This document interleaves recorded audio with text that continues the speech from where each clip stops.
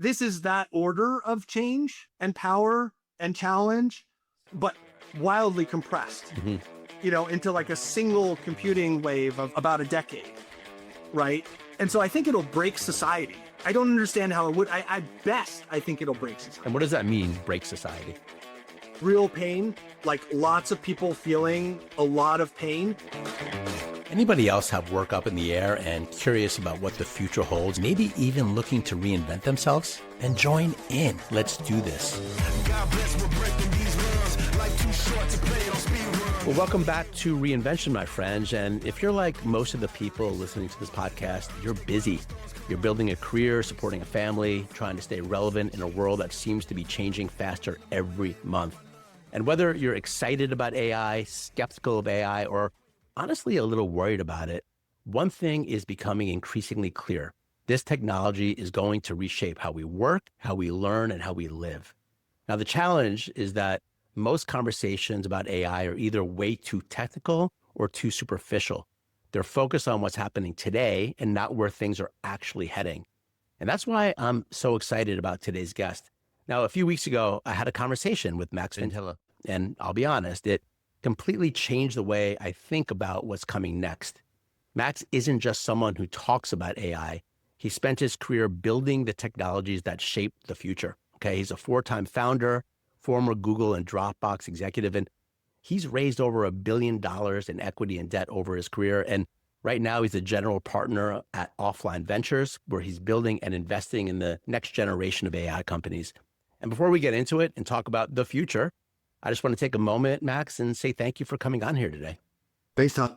Yeah, good. So what struck me most about our conversation wasn't your knowledge of AI tools, but how differently you think about it, at least from my perspective. And while most of us are trying to figure out how to use the tools, you're operating in a world of agentic AI, and your default question isn't, how do I do this task? It's, how do I build an agent to do it for me? And you're not thinking just one step ahead, you're thinking 5 or 10 steps ahead. And that's exactly why I wanted you to join me on the show. Because whether you're a manager, an entrepreneur, a professional in the middle of your career, or simply someone trying to understand what's next and what the next decade might look like, it's valuable to hear how people on the front lines of technology think about the future. So in this conversation, Max, we're going to talk about agentic AI, the coming transformation of knowledge work, what happens when everyone has a team of digital assistants working alongside them, and what all this might mean for your career, your company, and your family. So I'm hoping, my listeners, that this conversation stretches your thinking, challenges some of your assumptions, and has you seeing the future just a little bit differently. So Max, you spend your days building and investing in AI. What's something that you believe about the next 5 or 10 years that most smart professionals out there still don't see yet?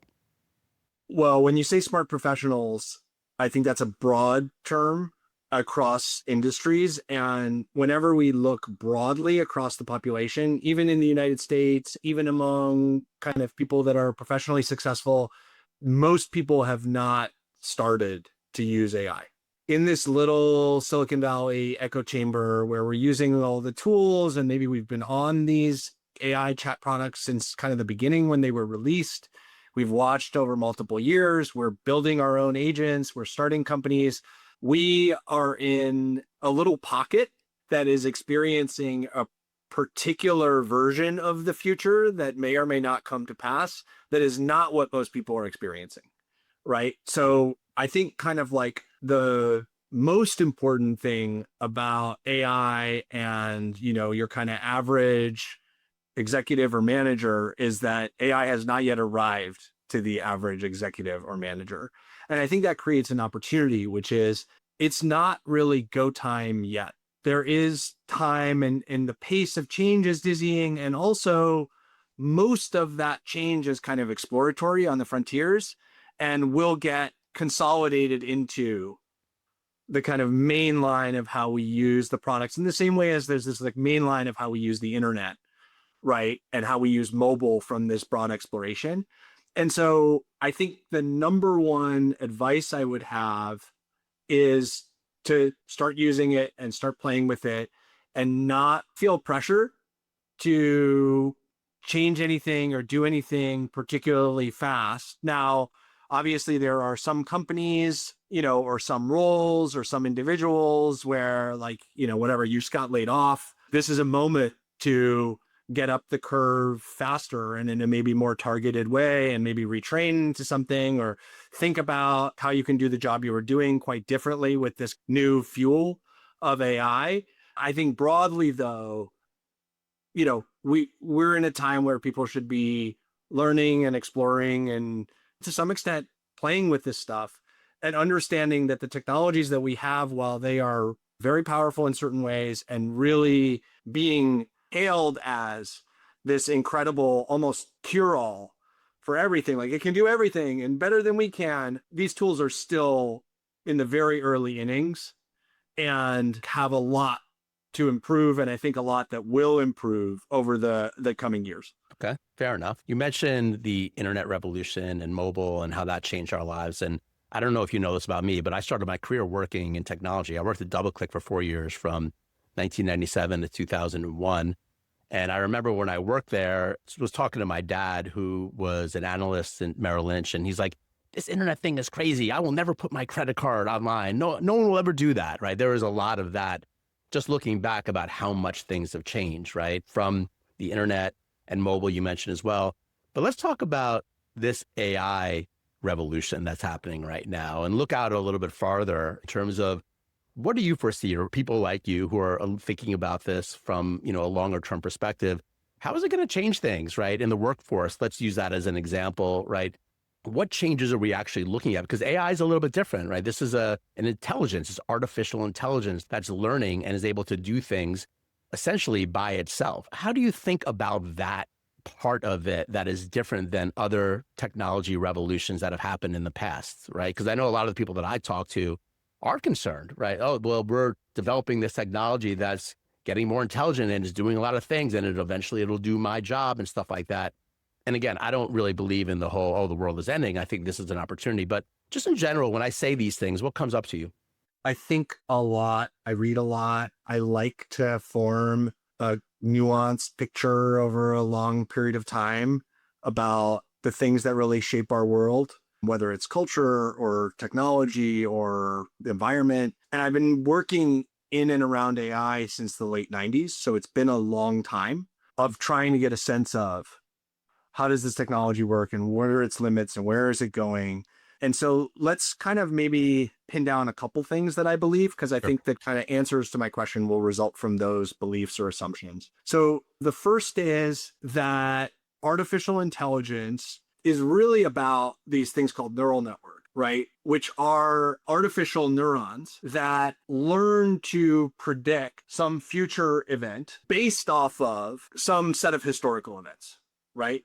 Mm-hmm. And without getting into kind of too much of the technical detail, these large language models are very large systems of artificial neurons. So you can think about them as little units that will light up with energy or signal based off of what other upstream units have either lit up with or not lit up with. And then that will be part of some downstream picture. And so you have something that comes in on one side, and then it's these kind of like Plinko balls. They light up a bunch of things, and then out the other side comes some state. And that represents this kind of intelligent parsing of some inbound information into some output, where the way that that signal flows through is dependent on what are called these weights, which is, in the kind of like our own brain analogy, neurons that fire together, wire together, neurons that wire together, fire together. And so there's some historical kind of co-firing of these units, where the more two units tended to fire in the past, the more they will fire in the future. And when one lights up, it'll light up the other, right? And so we go through these kind of massive now training runs that are so expensive that only very few companies on earth can kind of afford to do the most performant training of these very large models that cost now billions of dollars for one of these runs to take a huge amount of content and data. Think about it as like all of the historical information that's been stored in some digital form. They get fed in, they impact these weights. And now when some new thing comes along, like, your chat into ChatGPT or like some document you ask Claude to analyze, it basically takes those like words, they're actually tokens, feeds it into that trained model, and out the other side comes some set of words, right? Which is the response of that model, like simplified, right? It's really an agent trained on top of it, blah, blah, blah. But basically, that's the way these things work, right? And so there's a couple things that are worth pointing out. First off, these things are mirrored on how the human brain works, and they are superior in certain ways. So like the consistency of the output based on the input, like, is different. They are able to hold like a far greater range of information than what any one human has been exposed to and is able to kind of like learn, right? And they are inferior in many ways. And the main way that they're inferior is that these particular versions of AI, they don't actually understand. They don't really learn in the way that like even a mouse learns, let alone a human learns. And so they're kind of simulating understanding to a much, much greater degree than a human who would take in that same question and provide some response would actually understand what's being asked and what they're saying back, right? And so I think that that will create some current capabilities that we're seeing, and also like have very significant limitations that people are working hard to overcome and build the next version and the next version. And it's not obvious how fast and how far we will improve these systems, and whether we will require radically new architectures that have yet to really be perfected at scale in the way that this current incarnation of artificial intelligence like has entered the mainstream and had kind of a critical mass of investment and iteration to make it work as well as it does. So you mentioned something really fascinating there. It's a little philosophical, actually. What is sentience? Like, what is consciousness? Like, how do we make decisions? And you're saying that this current iteration of AI isn't conscious. It's making decisions differently, than a human does or a mouse does, right? But in your opinion, is one of the goals or one of the possible directions that this goes is that it somehow crosses that chasm, and it does become more like us, or more like a mouse, let's say, in terms of the way that it makes choices? Or do you think because it's artificial intelligence that it will remain different? I know it's probably a very hard question to answer, but that's what comes up to me because I kind of love the philosophical side of this. Like, what does this really all mean kind of thing? And so what are people building? What are your thoughts on that? Yeah, so let's separate out three different categories of concepts. So first, let's talk about concepts that are like in the intelligence realm, and then concepts that are in the understanding realm, and then concepts that are a bit orthogonal to that are in the kind of like self-awareness, sentience, consciousness realm, right? And I think it's important not to conflate those things. So just as an aside, there's a really great sci-fi series. First book's called Old Man's War. And in that series, there's a bunch of alien races that the human kind of defense forces are fighting. And one of those races is incredibly intelligent and not conscious, right? And the author, John Scalzi, does a pretty good job of allowing a reader to get a feel for what it would be like to interact with a being that was very intelligent, very powerful, very capable, without the kind of conscious self-awareness that we assume when we encounter someone who has that kind of intelligence. Let me just kind of like detour to something else that I love. I interact with some challenging people sometimes where like it's been years and years and years of feeling like I'm beating my head against the wall, interacting with this person. And there's this book that's kind of like humorous and also it's rigorously done, which is basically about like the laws of stupidity. And it talks about how a stupid person is someone who hurts others without any benefit and maybe even with harm to themselves. And that stupidity has nothing to do with IQ. It has nothing to do with education. It has nothing to do with any other characteristic, whether you're rich or old or anything, right? You can be stupid, completely independent of any other characteristic if you consistently behave in a way that harms others without any benefit to yourself. and that stupid people are actually the most dangerous to like an individual or a society, because like at least the thief who takes from others to benefit from themselves, like is behaving in a rational way. Right. Whereas someone who's willing to like hurt others and hurt themselves is very hard to defend against. Right. And so like consciousness, like stupidity, is actually a completely different characteristic of a being versus intelligence. And intelligence is actually a completely different characteristic of a being versus understanding, which is a weird thing that we're really having to confront, right? Like computers for a long time, in some senses, have been intelligent without understanding. And a calculator can do things that normally you would need a person with very high IQ to be able to get the same result. Right. And the thing that's happened now that's weird is suddenly computers are able to speak in natural language in a way that is completely on par with fairly sophisticated humans. And when we feed in domain knowledge, like, medical diagnostics or tech support or molecular gastronomy into one of these large language model based agents that are able to essentially converse the way that an educated human would converse, we get the simulation of understanding and expertise and learning, which is not technically there. It's not binary. It is mostly fake. So it feels like it's understanding, but it's not, is what you're saying, right? Because those conversations you're having, it's like, it feels like, oh, it really understands me. Just the way that it is, it feels like, but you're saying it doesn't understand you really at all. Yes. And so here it's worth getting into a little bit of nuance. Mm-hmm. So I think there's kind of two different kinds of understanding that tend to come together from like a human being, right? Like I'm experiencing it of you right now and you're experiencing it of me. One type of understanding is analytical, conceptual understanding, right? Which is like you said a certain number of words, those words have meaning. I'm able to kind of like construct a conceptual picture of that meaning. I'm able to kind of like, it's almost deductive understanding, but a lot of this happens like almost automatically in my brain, right? And these large language models really don't have that. They're not taking in a bunch of like concepts and forming a complex picture that's generalizable and nuanced.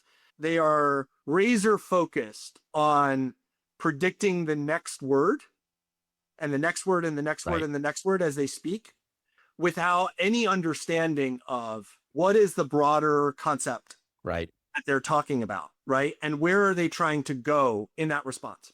Mm-hmm. What's fascinating, though, is that there is another component of understanding, which is this kind of holistic, grounded, intuitive. Often we talk about it as like nonverbal. Yep. It's a different category than this like deconstructed analytical. And there's a sense in which these agents actually have some of that understanding. It's not coming from them directly. It's coming from basically the source material. Mm-hmm. I would argue that like, if I have every word that you've ever said to anybody, right? I have the transcript of everything that you, Todd Jason, have said over like your entire lifetime.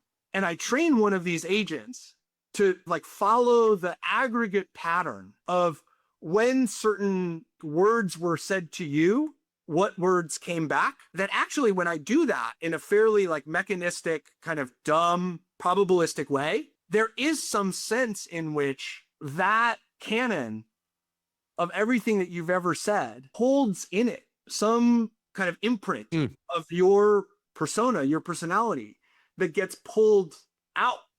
How do you know that? Like, I'm just curious, like if enough data is put in, there's some level of nonverbal or intuitive wisdom that can come across, right? Which I guess that does make sense to me, but it's still coming from the black and white language itself, right? It's not picking up nuance in other ways.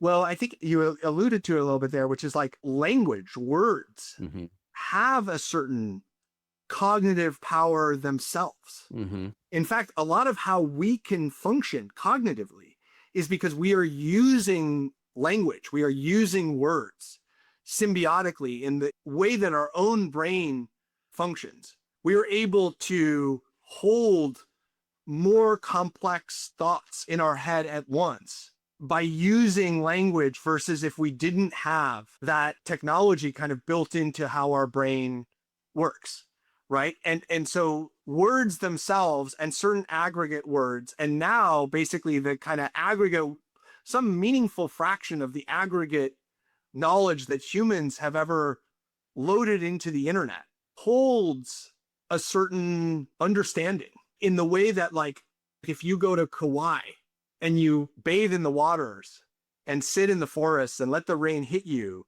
like, it does something to your body. That ecology has a certain knowing that passes like an understanding. You're saying that in some way there will be an output that will be impacted. The language that I use will be impacted by my experiences that will eventually, on a large aggregate, convey some information about me and my experience and what I think. That's kind of what you're saying. There is some pass through. Like, Hawaii is not spoken in that moment, but eventually it does get conveyed that over a large data set, it will kind of make sense into my identity in terms of the language that I use. Yeah, you are going to be put into a state where from that state, the words that will emerge, the neuronal connections that are made are going to be different than if you weren't in that state. Yeah. No. And so there's a way in which the body of, I'm going to keep saying words, even though like it's actually more broad than just literal words, but like the body of words that these large language models have been trained on will carry an imprint of understanding into the response that the model gives from the words that you throw at the model. And there is some sense in which there's understanding there, but it's very indirect. It's not that the agent understands, it's that there's some latent understanding that's sitting in these huge artifacts of human expression. Yeah. Right? Where there's something almost beautiful about that. And we could actually, we could spend a whole hour talking about mechanically what goes on, the kind of like core building block of how these large language models get built and used is this transformer architecture. And the transformer is doing some almost mystical things in terms of like pulling understanding from source to come up with the next token and the next token and the next token, even though the agent that's doing it has no capacity to understand what it's doing in the same way that, like it's not as if the rock you're sitting on in Kauai understands the knowledge that's flowing through it as you like sit there. Right. And so I don't even think we know what consciousness is for humans or other beings. And so I think that's much harder to pin down for these intelligences. I think we can say these intelligences are intelligent. They have IQ. They are able to do things that require a certain level of ability to manipulate information, but they don't actually understand really. And they're not actually able to learn in the historical sense. The intelligence can be trained, but it's basically just like almost latent dead intelligence versus in any living being. It's constantly evolving and changing through your interaction with it. And I think that that's a real opportunity to build different kinds of intelligences. A lot of what I'm interested in is lower IQ, but higher learning and understanding, where over time, you might ride a very different curve of intelligence. And moreover, there could be a much more natural way that I might relate to agents that I kind of like grow and parent and build trust with over a long period of time on a different curve of value than the current incarnation, which is mainstream, which is like, I'm going to have this very passive, isolated interaction with this centralized superintelligence that is able to do more and more and more without really any internal and not much external guardrail on its output. Right. Okay. So much there, brother. I love this. And actually, I'm going to put a pin on this because when you talked about the transformer and then doing mystical things that we don't understand, I mean, you know me a little bit. That's like right up I want to go deeper into that conversation at some point with you. Or, I mean, I've worked with a lot of kind of personal development teachers like Tony Robbins and Eckhart Tolle, a lot of like teachers that are very spiritual. And a lot of the words that you're using are some words that, have been around for a long time in terms of how we grow, evolve, our own mind and thinking. So it's just fascinating to hear it coming out in this context. But we don't have endless time today, and I want to keep this on point. So I want to follow up just on two more items, and then I'll let you go. So the first has to do with what you're working on right now, right? Like, so in terms of, the agentic AI and kind of where you're at right now and what you're doing right now and what you see is the most important thing. Let's get very centered on it's 2026. It's the middle of 2026. Things are going to change in a year or two. But right now, what are you seeing, or what is Silicon Valley seeing as the most important things to work on in terms of AI? And then lastly, if we do have time, I do want to hear, you have 3 kids. They're all younger. They're, again, the ages around my daughter's age, maybe a little bit older. I want to hear what your thoughts are as a parent as well, as someone that's building these tools and investing. But why don't we start on that first question, because I think it's fascinating. Talk to me about agentic AI and what you find really hot and interesting right now. Yeah. So about every 15 years, we get a new computing main platform, right? And so it went from mainframes to personal computers to web connected computers to mobile and cloud enabled computers. And now we're on the next, and there was a little bit of a false start with like AR, VR. There was a little bit of a false start with Web3. This now kind of Web4, large language model, AI, agentic computing. It's pretty clear that this is the next humanity scale computing platform that is going to build on the previous computing platforms and represent a completely new set of capabilities and opportunities and challenges. And so I think Silicon Valley is pretty convinced of that. And almost insane how much concentration of venture capital and entrepreneurial energy and content and focus is on like this kind of thing. There's other stuff too, like robotics is definitely something. So like, okay, AI is largely about the digital world, but like, how do you dramatically decrease the cost and increase the availability of physical work, not just, non-physical work, right? So there's kind of AI now, but robotics on probably a 5-year timescale, 10-year timescale, with a similar in the way that like mobile and cloud represented 2 different things, but they kind of came together. So that's the first thing. I would say second, this idea that you have these big monolithic intelligences and also these kind of smaller, like more purpose-built, more controllable intelligences. And a lot of what people are working on right now, a lot of what I'm working on right now are these 2 things called like harnesses, right? Which is like, okay, you have this intelligence, but like, how do you actually constrain it and kind of move it more deterministically through some workflow and through some guardrails to get predictable and performance results? Because without that, the kind of generic general purpose thing, it has a bunch of weird behaviors. And as I said, it provides a bunch of value out of the box, but then it kind of flatlines, even for things like coding, really, which are fairly deterministic. Oh yeah, at some point, it becomes pretty critical to like adopt some system for guiding and auditing and controlling the and an agent. AI agent. When you say harness, sorry to interrupt, I just want to get clear. So a harness, that's another way to say an agent, something that is harnessed into a more particular. So an agent is traditionally thought of as a harness plus a model. Okay.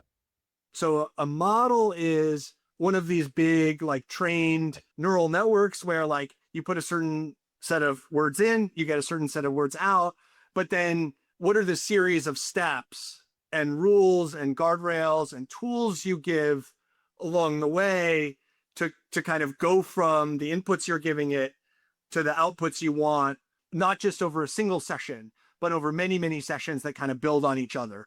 So harness is one thing, and then kind of complementary to that is the notion of memory. Basically like if you use ChatGPT, which is itself like a harness plus a model, right?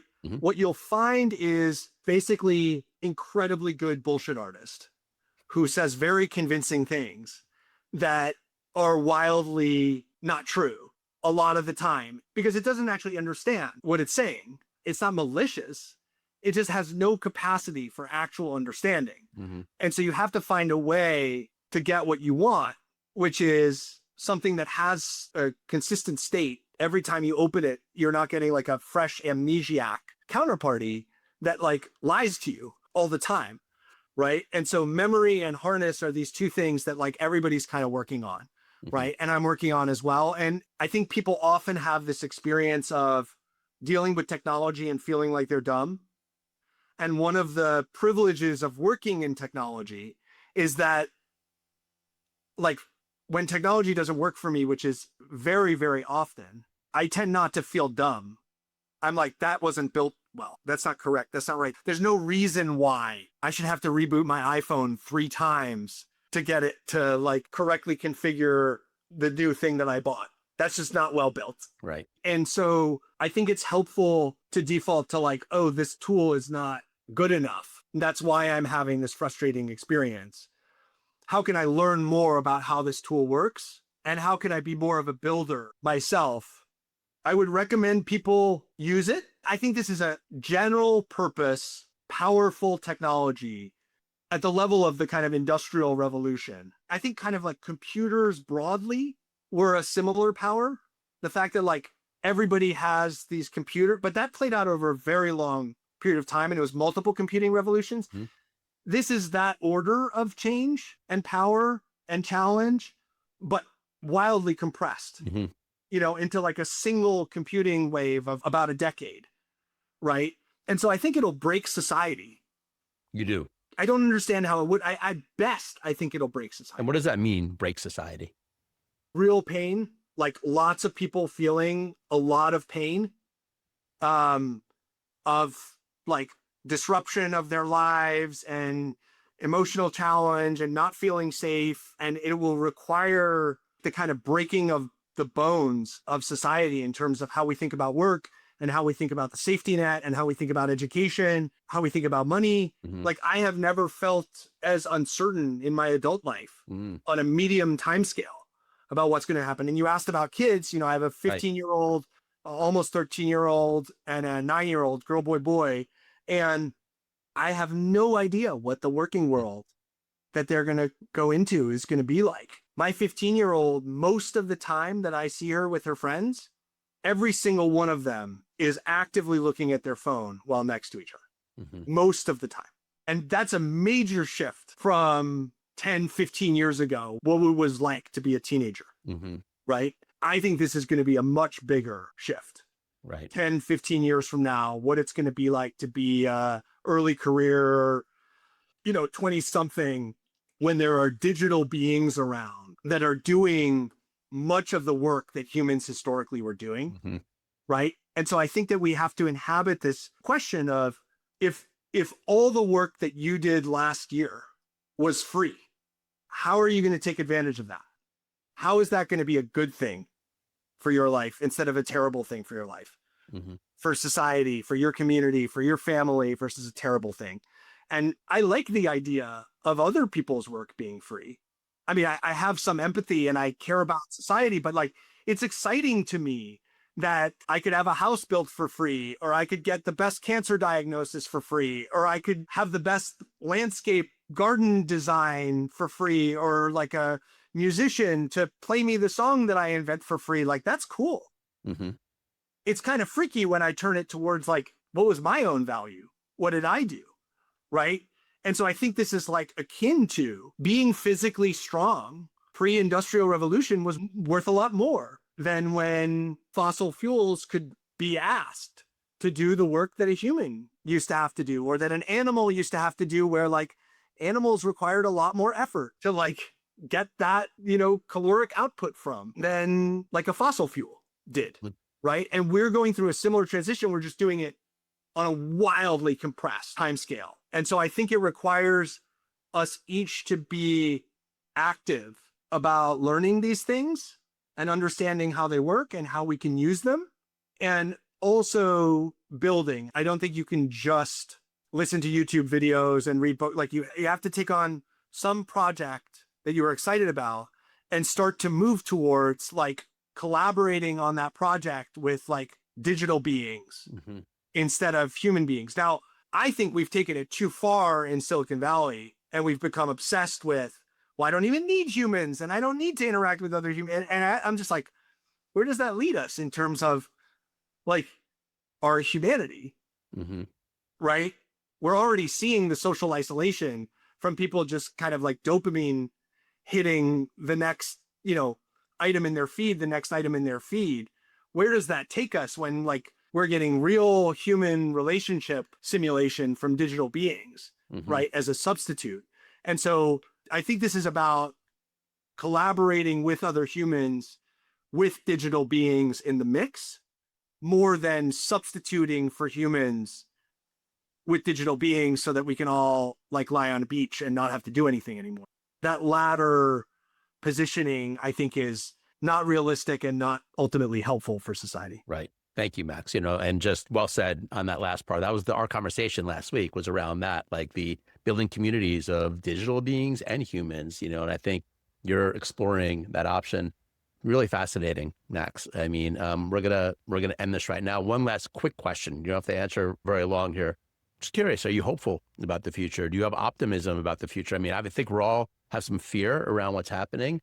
Or how do you hold it? I've read stuff where there's a lot of movement and talk in Silicon Valley that we need to stop it. We need to pause it so that way we can, look at society and look at the structures that we have as a human culture and make the proper adjustments to account for what's going to go down here.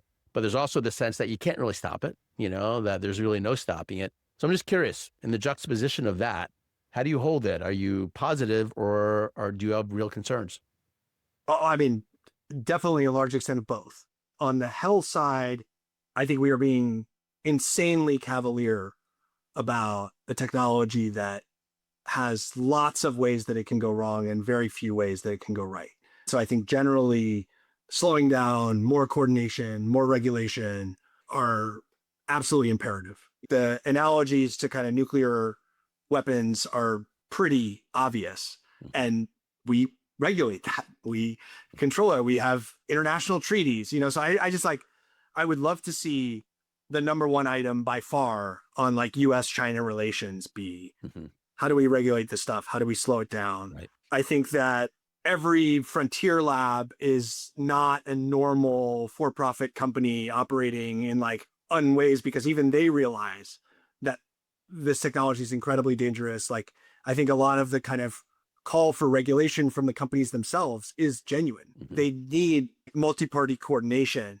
And so I want to see more of that.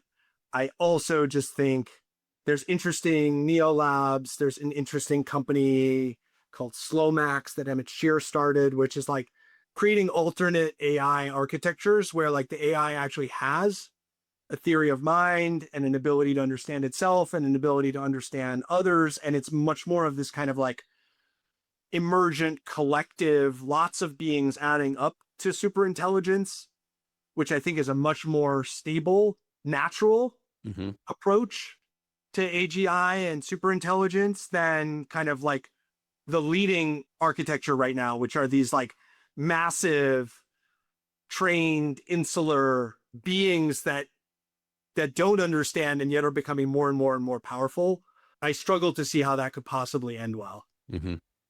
I think there are alternatives, and I'm hopeful that, we'll do the thing that we've always done as humans, which is like to learn and adapt and figure stuff out. Yeah. All right.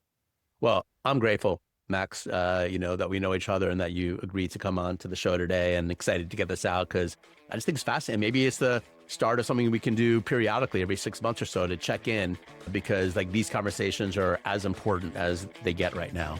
So I appreciate your time and your attention, and rooting for you and what you're doing. I'll be following along, and until next time, thanks for being here. Likewise. Thanks, Todd.